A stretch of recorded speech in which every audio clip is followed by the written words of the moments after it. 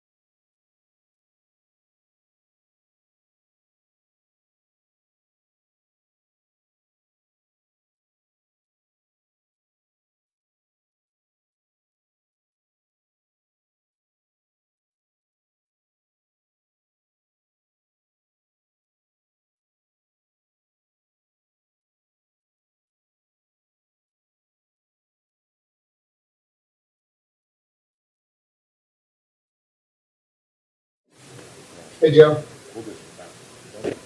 Awesome, dude. Thank you. Appreciate I that. got a statement from our fire guy, Benson? from the manufacturer, that said what it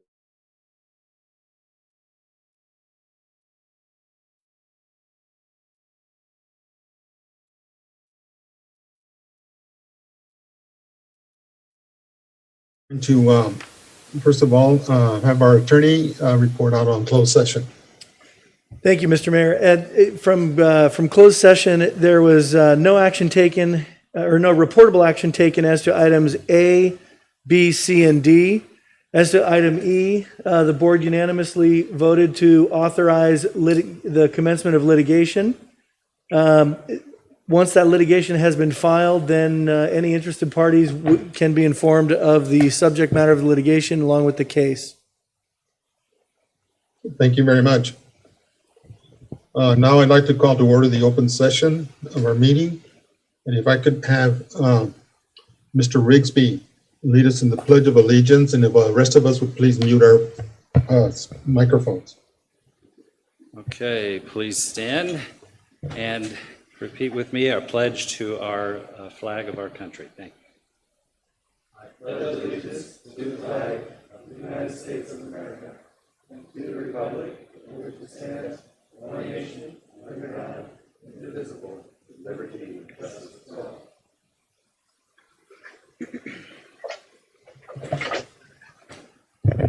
Mr. Rigsby. Are there any items to be added or deleted from this agenda, Ms. Farris? No items, sir. Thank you, Mr. Burrows. Conflict of interest disclosures. Do we have any? Hearing none, move on to informational items. Okay. The Executive Director's report. Great. Thank you, Mayor. I'm going to start off with Mr. Person, our airport manager. You all are very, very aware, I know, of the intense wildfire situation in not just our region, our state, but many, many, many others. And I'd like Nick to just give you a real-time update on how the response efforts, both on the airport and in the air, are going. Nick, if you could.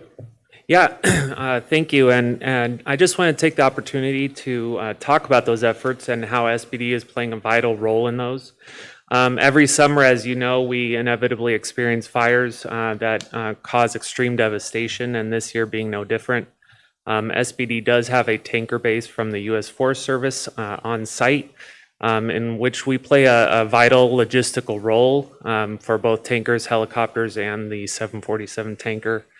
As we sit here right now, over 100 Mexican firefighters were flown in on a special charter in support of those efforts. It's a longstanding agreement between the U.S. Forest Service and its Mexican counterpart.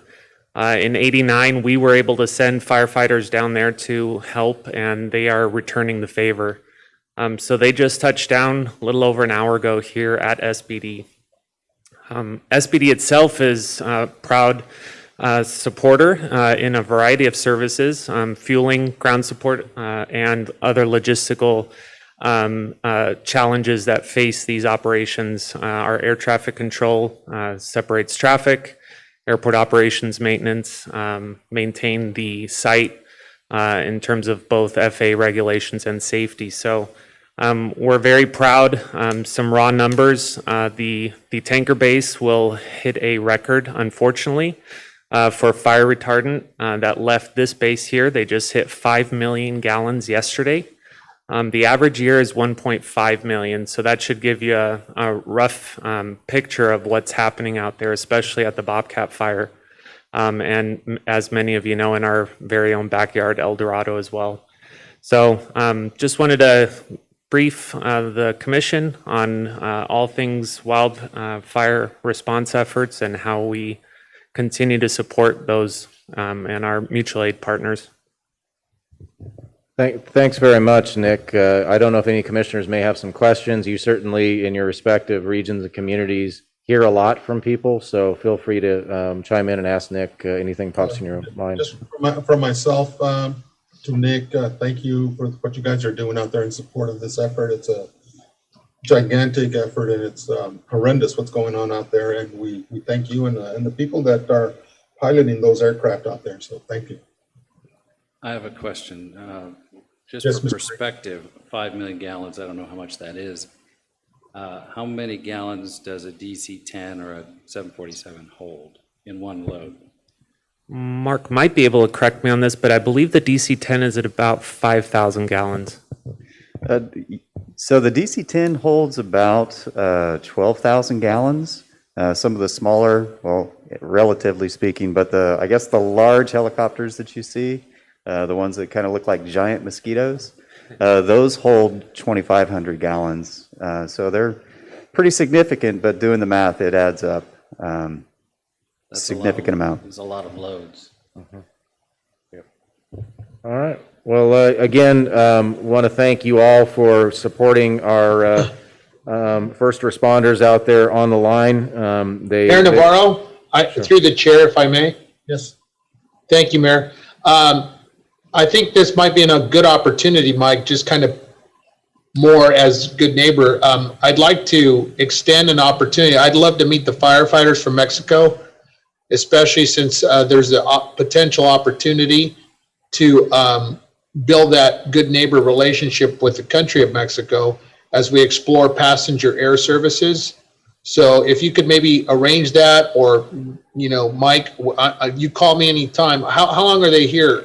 Do we have a... The short answer is we don't know. They're under sort of the tutelage of the Forest Service. So we're essentially in a support role with our federal partner. But we'll reach out to our colleagues over there, Mayor, and see what connections we can make for you. I'd love to, along with Mayor Navarro. I think it'd be important for us to at least just go thank them and you know, maybe have dinner with them at their hotel or wherever they're eating. But I just want to say thank you to the Mexican people for sending their firefighters over, and certainly our own. You know, it's important. So absolutely. No, we'll work on those arrangements and get back with you. Thanks. And Mike, if it's not possible for all the crew, because I think there's 100 people in that crew, is that correct? Yes, over 100. Over 100. So if it's not possible to gather them all together, at least with their leadership, there may be 2 or 3 people that are in the leadership capacity. Certainly. Maybe we can do it with them. Yeah, no, we're not privy to all of the various locations, destinations as to where these firefighters are being deployed. That is, Forest Service is coordinating that, but we'll reach out to leadership at Forest Service and get back with you. Mayor Yeah, Navarro? and looks this like may not happen member- until after all this is done. Yes, somebody's asking. Oh, Mayor Navarro, looks like member Lilburn had her hand up. I didn't see it. I'm sorry. You know, I did. Thank you for, but he kind of answered it. I was just a little curious who's hosting and where they're all staying. But you kind of answered it. It sounds like they're spread out throughout. Yeah, no, this is obviously a very sensitive time, and the Forest Service is dealing with so much. You know, we're just not privy to those details. They're not releasing them. That's internal to their operation. Yeah, and like I was going to say, I look maybe to us doing it after the fact, before they Sure. go back to Mexico. Yep, no, we will make the overture, and we just made sure today, Nick, the Luxair SBD team, that they were processed, they were handled, they had all the services they need, and they could get what they needed in a timely manner. So Nick, thank you and the team for making it seamless out there. So very busy times for everybody.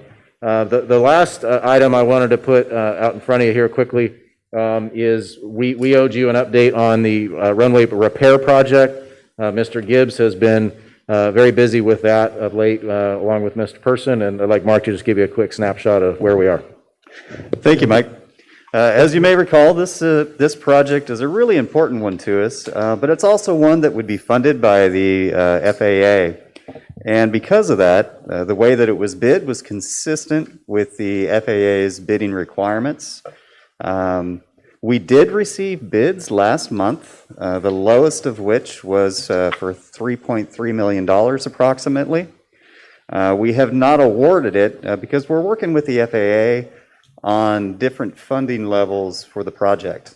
So we're about to enter into a new federal fiscal year, and we are actively sorting out with the FAA how that project will be funded.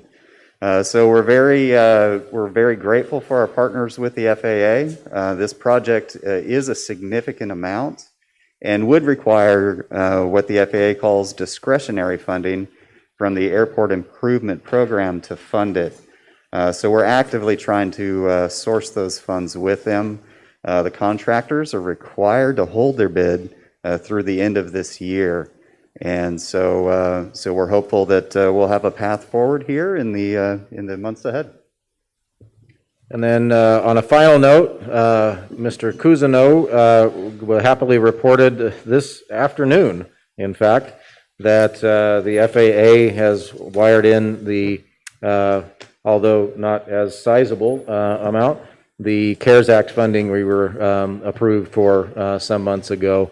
It is not $3.3 million, it's $69,000 to cover COVID staffing expenses, but cash is king, and we appreciate FAA and our finance team for happily getting that paperwork in, so thank you, Mark. That concludes my reports, Mayor. Thank you very much, Mr. Burrows. Moving on, the agenda item H, commission consent items. I present to you consent calendar items 3 through 9. Move for approval. I have a motion by Mayor Valdivia for approval. Chair will entertain a second. Second, Pedro Sanchez. Thank you. I have a motion and a second on items 3 through 9 of the consent calendar. Madam Clerk, if you would please do a verbal roll. Yes. Vote. Yes. Please state your vote for the record. Member Navarro? Yes. Member Rigsby? Yes. Member Rao? Yes. Member Lilburn? Yes. Member Valdivia? Yes. And Member Sanchez? Yes. Thank you. Thank you, Madam Clerk. Moving on to commission action items, we have action item number 10. And the presenter on this is Ms. Ferris. Consider and adopt Yes. resolution number 2020-03. Thank you very much, Mayor. This item is to consider and adopt the Resolution 2020-03 of the San Bernardino International Airport Authority, amending its Conflict of Interest Code. The Political Reform Act requires every local government agency to review its Conflict of Interest Code biannually. The code was last amended in 2018. New positions have been added since that last review, and it has been determined that an amendment is appropriate at this time to reflect the new positions at SBIAA. Chair, I'll move that we move this item. Thank you, Mayor Pro Tem Lilburn. I have a motion. I will entertain a second for item 10. Second. Second was Mayor Valdivia. Madam Clerk, if you would please. Yes, thank you. Please state your vote for the record. Member Navarro? Yes. Member Rigsby? Yes. Member Rao? Yes. Member Lilburn? Yes. Member Valdivia? Yes. And Member Sanchez? Yes. Thank you. Thank you. Item number 11. This is to approve resolution number 2020-04. And presenter on this is again, this is Mr. Mark Cosina, our Finance Director. And I'll actually take the mic from Mark for a second. He asked me, he felt kind of awkward nominating himself for the job that we're trying to nominate him for. So I offered to step in, so please excuse me. But what we had to do while we were searching for a Mark Cousineau was backfill a treasurer role. So your treasurer's report, every agenda gets looked at by a financial professional. In the old days, we actually piggybacked off of David Kennedy's firm. And some time ago, he stepped back because it was somewhat a thankless job because he actually didn't get paid for it. We offered to, but so when Bill Garay, our former Director of Finance, retired, he agreed to step in and perform that role because he certainly has seen the books and understood what the numbers were and weren't.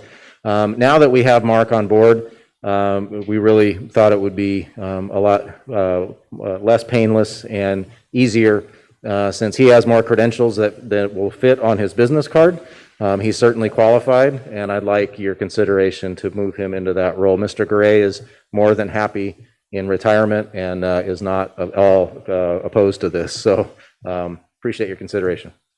Thank you. Questions or comments from commissioners on item 11? Go for approval. Second. Mr. Valdivia. Second. And the second is Rigsby. Rigsby. Thank you very much. Any other comments or questions from commissioners?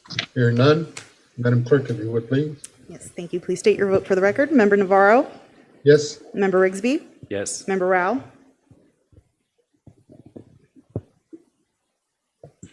Yes. thank you. Member Lilburn, Yes. Member Aldivia, Yes. and Member Sanchez. Yes. Thank you. Thank you. Moving on to item number 12, consider and discuss a report on airport capital improvement plan. And on this is Mr. Mark Gibbs. Please. Thank you, Mayor. Each year, the airport works with the FAA to identify funding priorities for the airport that are funded through the Federal Airport Improvement Program. So the AIP program, as it's called, is a federal grant program, and it represents a major source of funding for airport in development and planning for its major infrastructure projects. So AIP funds, where do they come from? They come from the Airport and Airway Trust Fund. And what's unique and effective about this program is it's a user fee tax. So essentially, if you don't use aviation, you don't pay any taxes toward it. But if you do, taxes are collected through the system, and then they're allocated to different airports around the country through formula money. So as the airport grows each year, and as the airport becomes more busy, we're allocated a greater share of that revenue, specifically through entitlement funds that come from the AIP program. There are also discretionary funds available, but those are used primarily for the FAA's priorities throughout the what's called the National Plan of Integrated Airports. So each year, we update this. We discuss funding priorities for the airport with the FAA and their planning division. And generally speaking, there's a 5-year outlook of projects. And so that's what we've got as part of this overview. The one that is the most important to us is the runway rehabilitation project. Again, we're seeking discretionary funds to move this project completely through during the upcoming federal fiscal year, which begins next month. The following year, the other priority project for us is called the Taxiway Rehabilitation Project.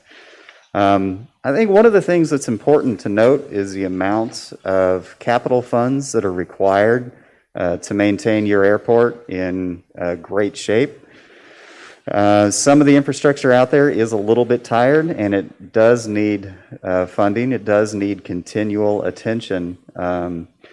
So if you add up the simple 5 or 6 projects that are listed here, it comes out to about $20 million. So it is significant money, but again, these are our current priorities. So we wanted to relay this information to you for several reasons. I think it's important to note what the AIP program is and what it isn't. So it is designed to fund major airport infrastructure. So namely, pavement projects, lighting projects that are specific for aircraft. But what it won't fund are things like terminals or revenue producing parcels or exclusive use or leasehold areas or landscaping, things of that nature. So it's got a very defined purpose because ramps, aprons, taxiways, that is very expensive infrastructure and does require continual upgrades and improvements too. So this list is part of that program, one of the baseline documents that's continually discussed with the FAA, and they continue to allocate funding on an annual basis for some of that infrastructure work. And I'd be happy to answer any questions you might have. Questions or comments from commissioners on item number 12? If not, Chair will entertain a motion. No, this is the receive and file? Receive and file, Mayor, yes. Yes, thank you very much. I just saw that. Thank you. Moving on to item number 13. It's the review status of the action plan for San Bernardino International Airport Authority. And Mr. Burrows, you're on. Yes, so obviously we've given you a bit of a capital plan update there, status of the runway project. Moving into next month, policies and procedures update.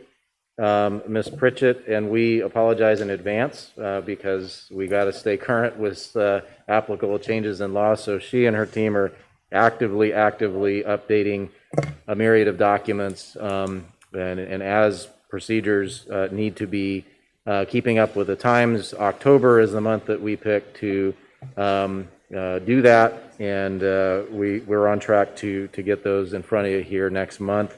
So your agenda packet will be a little bit more robust than some other meetings, just as a heads up. Mr. Cousineau is going through and prepping the quarterly financials. We promised we'd take extra care in these times to report often and more often, and those numbers are being reconciled as we are speaking here today. As in addition, international trade initiatives, we coordinate with our partners at U.S. Department of Commerce, International Trade Administration, and around the world to support their key initiatives in the fall. And we've got a couple coming up here mid to late month, which I'll be notifying you about as they're finalized. That concludes my report. Happy to answer any questions. Do we have any questions of Mr. Burrows from the commissioners? Okay, seeing none, we have no added or deferred items to attend to. Is there any public comment for the open session, Madam Clerk? Mayor, there are no comments here in the auditorium, nor did I receive any via email. The public was given until 1 p.m. to submit comments, and I received none. Thank you very much. Moving on, commission member item comments. Any comments from our commissioners? Seeing none, we'll move then that there's been no other business to attend to for the authority.